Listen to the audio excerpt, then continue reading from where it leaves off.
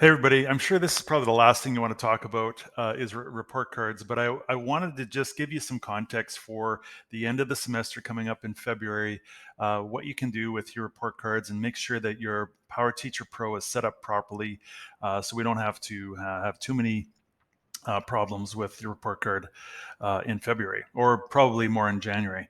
Anyway, so we just finished Q1, so that's we'll go back into Power Teacher Pro right away and try and take a look at that and see what where Q1 is, and then also Q2, why we use Q2, and then you'll notice if you have an exam in your particular course.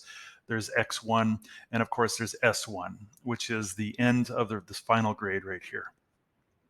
And you can see here what we're going to be doing is something called term reporting in Power Teacher Pro.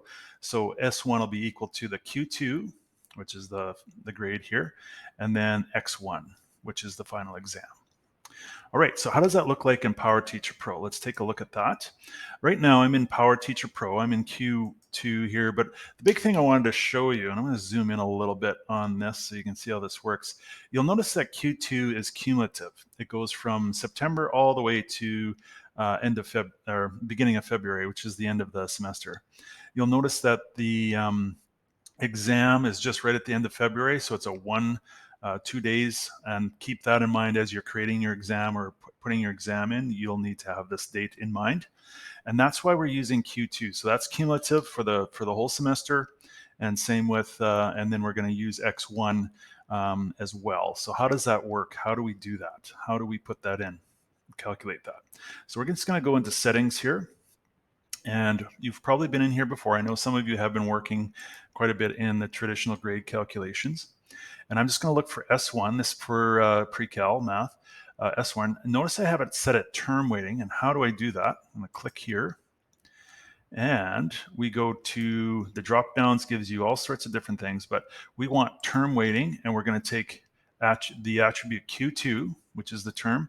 We're going to make that out of 70%. And depending on how you set up your courses, your exam may be less than 30%. I'm not too sure how you set it up, but you can adjust that accordingly. So term weighting, and then we choose the X1 and then 30. You'll notice there that there is no right here. You'll notice that there's no S1. It's not in there. So you can't use S1 for your marks. You have to use either one of the terms here, which is Q1, Q2, or X1. Okay, so that's how you set that up. And obviously you can change the percentages in here if you so desire. And however you have it according to your particular courses. Now, if you're not using X1 or you're not using exam, you don't have to use that. You just simply don't put that in there, and you're only using Q2. So it'd be 100% of Q2. So I could just remove that, and this is now 100%, or we can put this to 1, anything that works out to 100%, and that will be your mark. So it'll just be all on Q2. So keep that in mind as you're going through that. I'm not too sure how it works with exams. You can talk to your principal or your secretary if you don't have an exam in your particular class. I think there's a code you put in there, but we can take a look at that because I want to show you how to create an exam right away. So let's do that. So I'm just going to save that. All right, so how do we create an exam, or how do we put an exam into your assignment list, and how can we mark it? So let's try that out. We're going to go to plus here. We're going to go assignment. And remember the date that we had. It was in February 2nd and 3rd. So keep that in mind. You can always go back and check it later, or check it again. But we'll just call it a demo exam. And we need to select a category. It looks like we have exam already put in there, but this is the important one. We need to put this to February the 2nd. So this will be in the exam category, exam term. There we go. We'll make it out of 100. Obviously, you can change that. You can put it out of anyone you want, and make sure you have it in the correct class that you want to put in. It looks like I got in the right class. And we go to save and continue. And now when I go into my grading, I'll just go into score sheet here. And if I go to let this load up a little bit. If I go to X1, you'll see an exam there. I think I already put another exam in there, so there's 2 exams, yeah.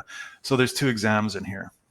All right, so that's how that works. And I believe if I click on this, so codes, yes, here we go. So there's no exam applies or no mark for final. So no exam applies. I think you just put an NE here. And I think that takes that. Try that out. Yeah. So there's an NE there. So it'll use that as a code if you have no exam. I hope that was helpful for you. Please feel free to check out your PowerTeacher Pro. If you have any questions, please contact me or either me or Elsie and see if we can figure it out if we're having any issues. Okay, thank you.